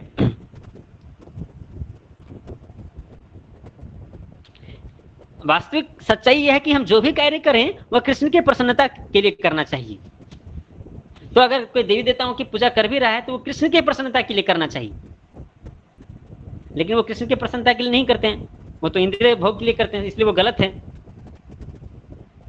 तो सारी चीजें कृष्ण की प्रसन्नता के लिए करनी चाहिए। यह 24 नंबर श्लोक में बताया गया है। अहं हि सर्व यज्ञानां भोक्ता च प्रभुरेव च न तु भिजानन्ति तत्त्वेन तस्यवन्ति ते।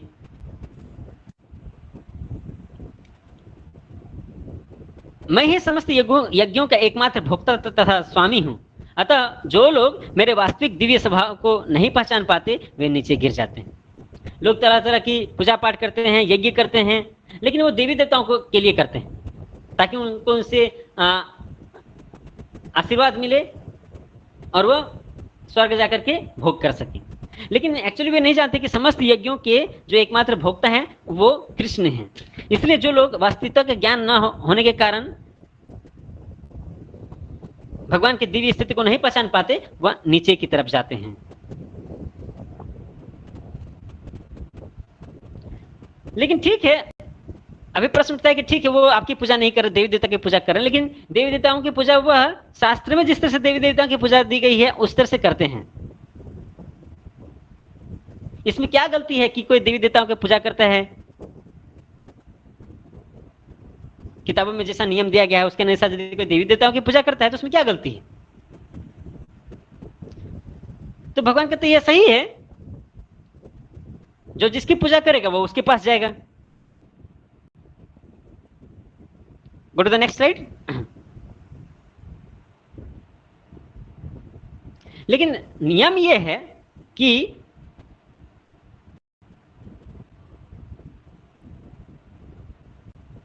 जो जिसकी पूजा करेगा वो उसके पास जाएगा। यदि कोई मेरी पूजा करेगा तो मेरे पास आएगा। तो अलग अलग प्रकार के देवी देवता भी हैं और व्यक्ति जिन जिन देवी देवताओं की पूजा करते हैं वो मृत्यु के पास वैसे ही देवी देवताओं के पास जाते भी हैं। तो यह भी श्लोक जो है बहुत ही महत्वपूर्ण है भगवत गीता का। यान्ति देवव्रता देवान् पितॄन् यान्ति पृथ्वीव्रता भूतानि यान्ति भूतेज्य यान्ति मद्याजिनोऽपि माम्। श्लोक संख्या 25। जो देवताओं की पूजा करते हैं वह देवताओं के भी जन्म लेंगे, जो पितरों की पूजा करते हैं वह पितरों के पास जाते हैं, जो भूत प्रेतों की उपासना करता है वह उन्हीं के बीच में जन्म लेते हैं, और जो मेरी पूजा करते हैं वो मेरे साथ निवास करते हैं। इस तरह भगवान बताते हैं।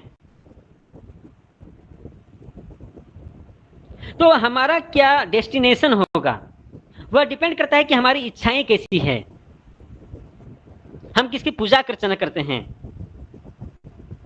तो लेकिन बेस्ट चीज है कृष्ण की पूजा करना। अगर कृष्ण की पूजा करेंगे तो मृत्यु के बाद कृष्ण के धाम में जाएंगे, जहां से फिर हमें इस भौतिक जगत में वापस नहीं आना पड़ेगा। तो अब आगे के श्लोक में भगवान बताएंगे कि कैसे उनकी पूजा करनी है। गो अहेड।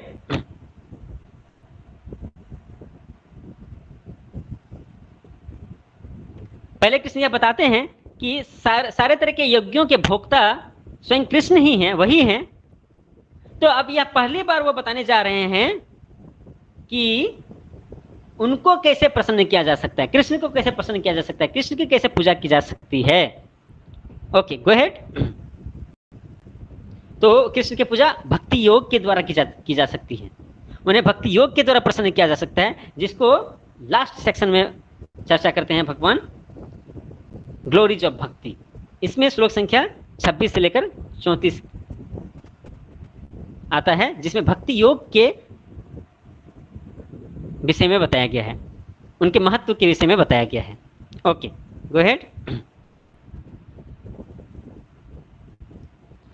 तो अभी तक भगवान श्री कृष्ण ने देवी देवताओं के है ना पूजा पाठ के विषय में बताए थे। अभी वो अपने पूजा के बारे में बताते हैं। तो पहली चीज तो ये बताते हैं कि उनकी भक्ति करना, उनका पूजा पाठ करना बहुत ही सरल है। केवल एक ही चीज चाहिए कि भक्ति भाव से भगवान की सेवा होनी चाहिए। अगर भक्ति भाव से भगवान को कुछ भी अर्पण किया जाए तो भगवान स्वीकार करते हैं। तो इसके लिए भी जो सबसे बहुत ही फेमस श्लोक है भगवत गीता का, वो है 26 नंबर में, पत्रम पुष्पम फलम तोयम यो मे भक्त्या प्रयच्छति तदहम भक्ति उपरहितम अस्नामि प्रयतात्मनः। यदि कोई प्रेम तथा भक्ति के साथ मुझे पत्र पुष्प फल तथा जल प्रदान करता है तो मैं उसे स्वीकार करता हूं। इसमें सबसे इंपॉर्टेंट है, प्रेम और भक्ति के साथ अगर भगवान को अर्पित किया जाए तो भगवान स्वीकार करेंगे। भगवान को अगर प्रेम से भक्ति के द्वारा तुलसी पत्ता ऑफर करता है तो भगवान जरूर स्वीकार करेंगे। एक फल, जल या पुष्प, फूल यदि भगवान को अर्पित करते हैं, इतना ही सिंपल चीज है, अगर भक्ति भाव से अर्पित करेंगे तो भगवान जरूर स्वीकार करेंगे उसको। वहीं दूसरी ओर बड़े बड़े चीजें, धन जेवरात, सब कुछ यदि भगवान को ऑफर करते हैं लेकिन भक्ति भाव नहीं है हृदय में, तो शायद भगवान उसको स्वीकार नहीं करेंगे। सबसे जो इंपॉर्टेंट है कि भक्ति भाव से भगवान को अर्पित करना है। तो यही प्रश्न उठता है, ठीक है, अगर कोई भगवान का शुद्ध भक्त है तब तो वो भक्ति भाव से भगवान को अर्पित करेगा, पत्रम पुष्पम फलम तोयम। लेकिन अगर किसी के हृदय में भक्ति भाव नहीं है, या फिर कोई यदि शुद्ध भक्त नहीं है भगवान का, तो क्या वो भी कृष्ण को कुछ अर्पण कर सकता है कि नहीं कर सकता है? तो इसके विषय में भगवान आगे के श्लोक में बताते हैं। गो अहेड। तो 27वें नंबर श्लोक में भगवान श्री कृष्ण बताते हैं कि तुम जो कुछ भी कर रहे हो उसे मुझे अर्पित करो।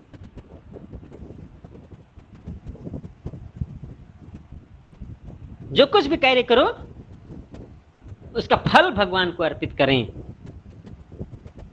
यह बहुत ही महत्वपूर्ण है, तो भगवान स्वीकार करेंगे। तो यह भी बहुत ही फेमस श्लोक है 27 नंबर, यत् करोसि यदस्नासि यज्जुहोसि ददासि यत् तपस्यसि कौन्तेय तत् कुरुष्व मदर्पणम्। हे कुंती पुत्र, तुम जो कुछ करते हो, जो कुछ खाते हो, जो कुछ अर्पित करते हो या दान देते हो या जो भी तपस्या करते हो उससे मुझे अर्पित करते हुए करो। तो देखिए, पहले बताया गया कि भक्ति भाव से भगवान को कुछ भी अर्पित करेंगे तो भगवान स्वीकार करेंगे। अगर पूर्ण शुद्ध भक्ति भाव नहीं है हृदय में,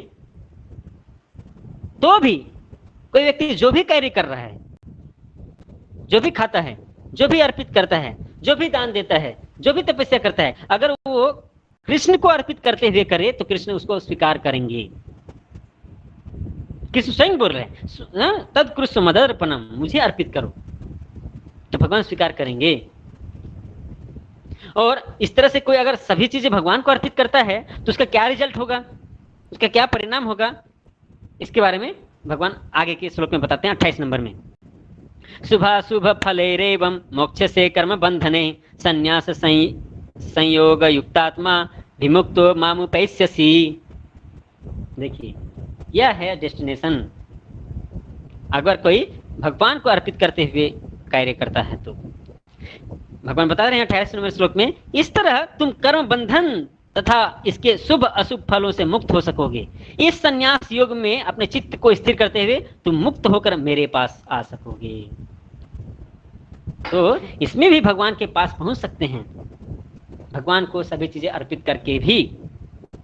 क्योंकि जब हम सभी चीजें अपने कर्म के फलों को भगवान को अर्पित करते हैं तो हम फिर कर्म के बंधन से मुक्त हो सकते हैं और कुछ भी कार्य के जो शुभ फल और अशुभ फल है उससे भी मुक्त हो जाते हैं।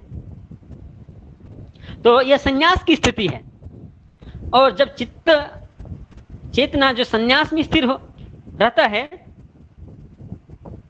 पूरी तरह से कृष्ण में आसक्त रहता है, तो फिर वह निश्चित रूप से कृष्ण के धाम में पहुंचेगा, इसमें कोई संदेह नहीं है।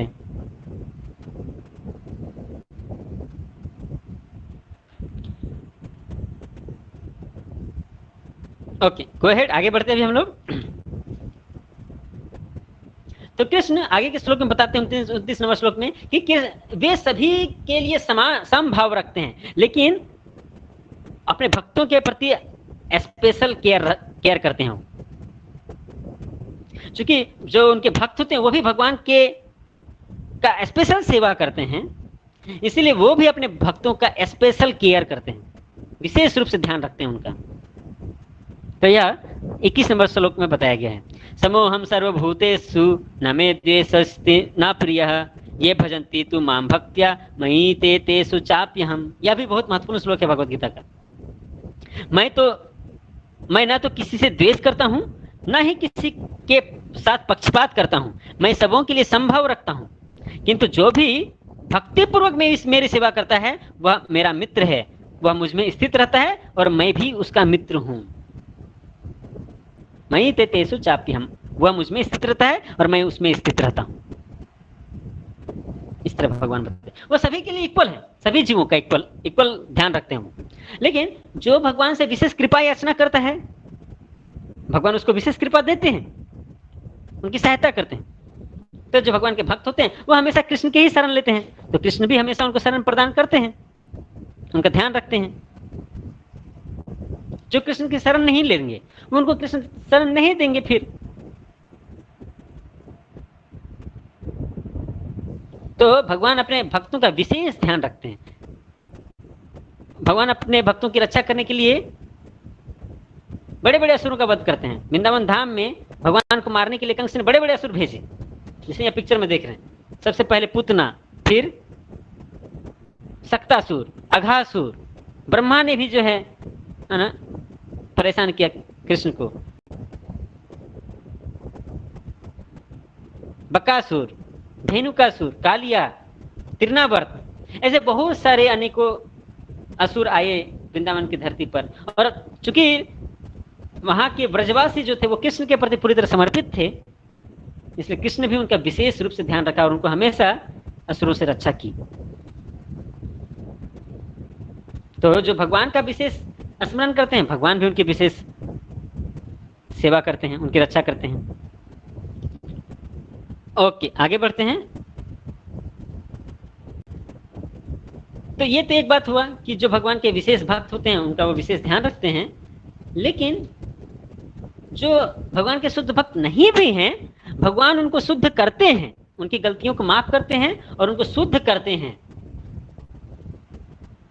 जो इम्परफेक्ट डिवोटी, उसके विषय में आगे चर्चा की गई है। श्लोक संख्या 30 और 31 में 30 नंबर श्लोक में बताया गया है, अपि चेत सुदुराचारो भजते माम अनन्य भाग साधुरेव समन्तव्य सम्यक विभासितो हि सः।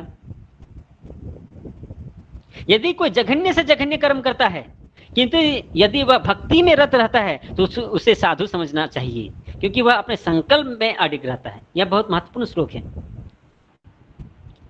अगर किसी ने बहुत बड़ा पाप कर्म कर दिया भी, अगर किसी ने बहुत बड़ा पाप कर्म भी कर दिया हो, लेकिन यदि वह भगवान की भक्ति को स्वीकार करता है और भगवान की भक्ति निरंतर करते रहता है पूरे जीवन भर, तो उसे साधु समझना चाहिए।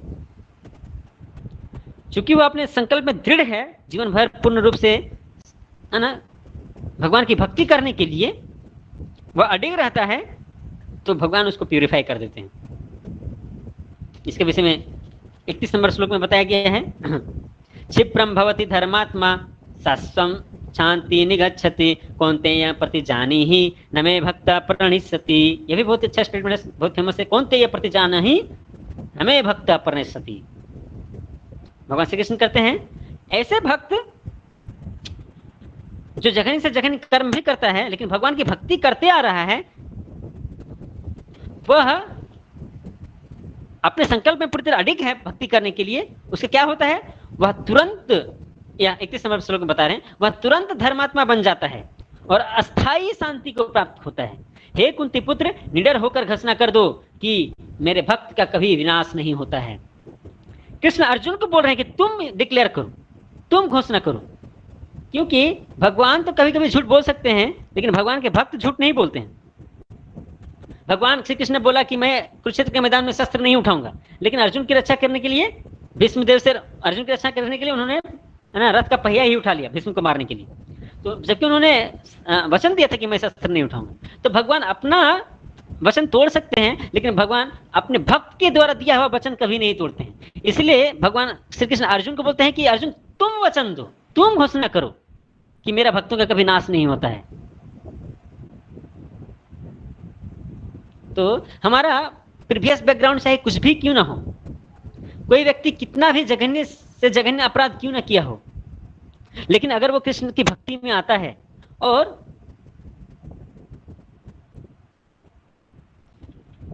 संकल्प शक्ति के साथ, विथ फुल डिटर्मिनेशन, पूर्ण निश्चय के साथ अगर कृष्ण की भक्ति करता है, भगवान की भक्ति करता है, तो भगवान उस जिम्मेवारी लेते हैं उसको शुद्ध करने का, उसको प्यूरिफाई करने का, और वह भक्ति मार्ग में आगे बढ़ते हुए बहुत बड़ा धर्मात्मा बनता है। इसके बहुत सारे एग्जाम्पल मिलेंगे। वाल्मीकि कौन थे, रत्नाकर डाकू थे। कहा एक डाकू और फिर जब भक्ति में आए तो वो वाल्मीकि मुनि बन गए। ऐसे बहुत सारे एग्जाम्पल हैं इतिहास में। तो भगवान अपने भक्तों की रक्षा करते हैं, उनको शुद्ध करते हैं, यह भगवान जिम्मेवारी स्वयं लेते हैं। तो जब कोई भगवान कृष्ण की भक्ति करता है तो रास्ते में चलते हुए कभी कभी गलतियां हो सकती हैं।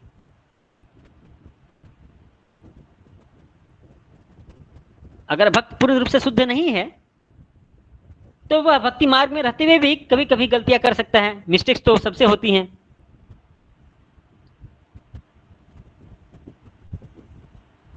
लेकिन भगवान श्री कृष्ण बोलते हैं कि ऐसे छोटे छोटे गलतियों को देखना नहीं चाहिए, उसको कंसिडर करने की आवश्यकता नहीं है। यह जो भक्ति मार्ग है यह इतना पावरफुल है कि ऐसे छोटे छोटे गलतियों से भक्त को ऊपर उठा लेती है यह मार्ग।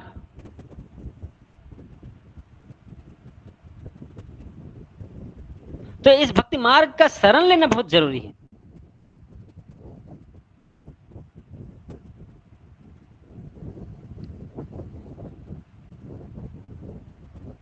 एक तो चीज हुआ कि भक्ति करते हुए अगर कोई कुछ गलती कर रहा है उससे उसको ऊपर उठाना। दूसरी ओर अगर कोई किसी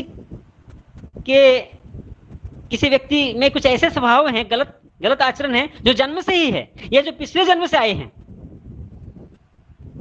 ऐसे फॉल्ट्स को भी भक्ति के द्वारा सुधार किया जा सकता है। तो चाहे कुछ गलत आदतें पूर्व जन्म से हो या इस जन्म में जन्म के समय से ही हो या भक्ति में रहते हुए भी कुछ गलतियां हो जाती हैं, हर चीजों से भगवान रक्षा करते हैं। यह भगवान वचन दे रहे हैं। तो श्लोक संख्या 32 में बताते हैं भगवान, गो हेड।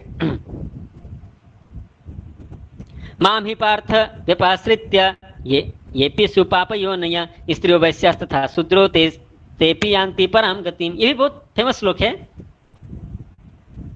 जिसे भगवान बताते हैं कि जो व्यक्ति पापपूर्ण जन्म लिए हैं उनका भी उद्धार करते हैं कृष्ण।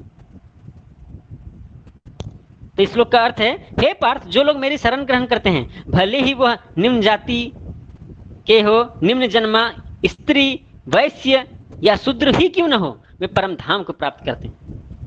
तो जो शूद्र होते हैं ये सब निम्न कैटेगरी में रखा गया है इनको।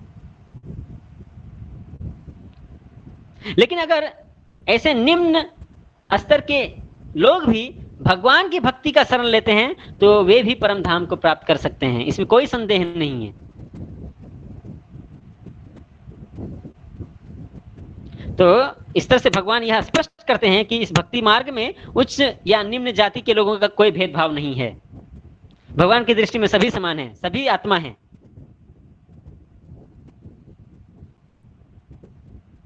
और भगवान की भक्ति के द्वारा कोई भी व्यक्ति भगवान के धाम में जा सकता है भगवान की कृपा से, भले ही व्यक्ति निम्न स्तर का हो या उच्च स्तर का हो। यह भक्ति मार्ग इतना शक्तिशाली है कि किसी भी स्तर के व्यक्ति को उठा करके वो भक्ति के पथ पर अग्रसर करते हुए भगवान के धाम में ले जा सकती है। तो इसीलिए हमें भक्ति मार्ग के शक्ति को समझना होगा, यह बहुत जरूरी है। नेक्स्ट आगे बताते हैं कि भाई अगर निम्न स्तर के व्यक्ति का भी उद्धार हो सकता है तो फिर जो उच्च स्तर के भक्त हैं उनका क्या कहना, उनका तो उद्धार होगा ही होगा। तो इसके बारे में 33 नंबर श्लोक में बताया गया है, किंग पुनर्ब्राह्मणा पुण्य भक्ता राजर्षयस्तथा अनित्यम सुखम लोकम इमं प्राप्य भजस्व माम। फिर धर्मात्मा ब्राह्मणों भक्तों तथा राजर्षियों के लिए तो क्या है, तो कहना ही क्या है। अतः इस क्षणिक दुखमय संसार में आ जाने पर मेरी प्रेमा भक्ति में अपने आप को लगाओ। तो जब निम्न स्तर के व्यक्ति का भी उद्धार हो सकता है तो जो उच्च स्तर के भक्त हैं, जो धर्मात्मा ब्राह्मण हैं और जो राजर्षि हैं, उनका क्या डेस्टिनेशन होगा, उनका तो कहना ही क्या है। इसलिए हे अर्जुन, तुम इस दुखमय संसार में जन्म ग्रहण कर लिए हो तो अभी तुम्हारा एक ही उद्देश्य है, भगवान की प्रेमा भक्ति में लग जाओ। यही मार्ग है कि भगवान की भक्ति करें प्रेम पूर्वक।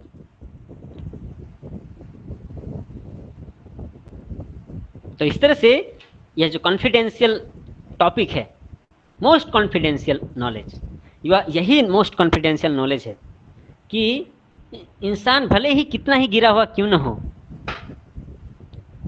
अगर वह भगवान की भक्ति में लगता है तो उसका उद्धार निश्चित है। यह भक्ति मार्ग इतना शक्तिशाली है कि अधम से अधम व्यक्ति का भी उद्धार निश्चित है। भगवान जिम्मेवारी लेते हैं, योग क्षेम वहाम्य हम।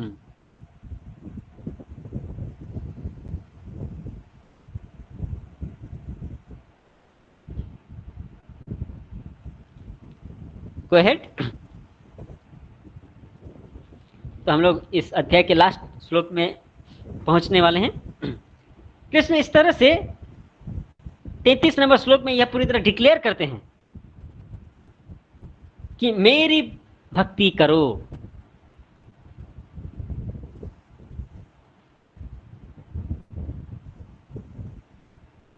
भजस्व माम, मुझे भजना करो, मेरी भक्ति करो। तो यहां से भी हमको समझ में आता है,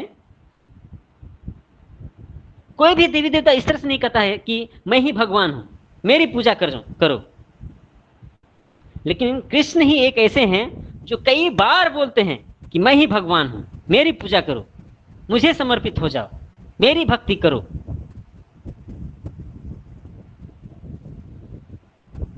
इसी में सबका भलाई है, इसी में बद्ध जीव का उद्धार हो सकता है, जन्म मृत्यु के चक्र से बाहर निकल सकते हैं।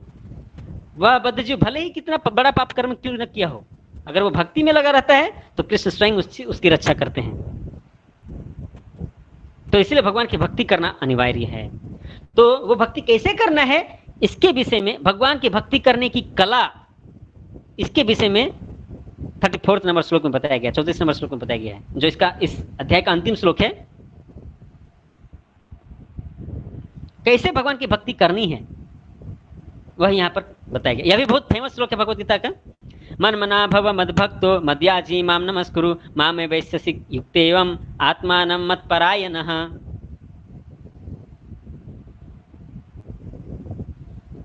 अपने मन को मेरे नित्य चिंतन में लगाओ, मेरे भक्त बनो, मुझे नमस्कार करो और मेरी ही पूजा करो।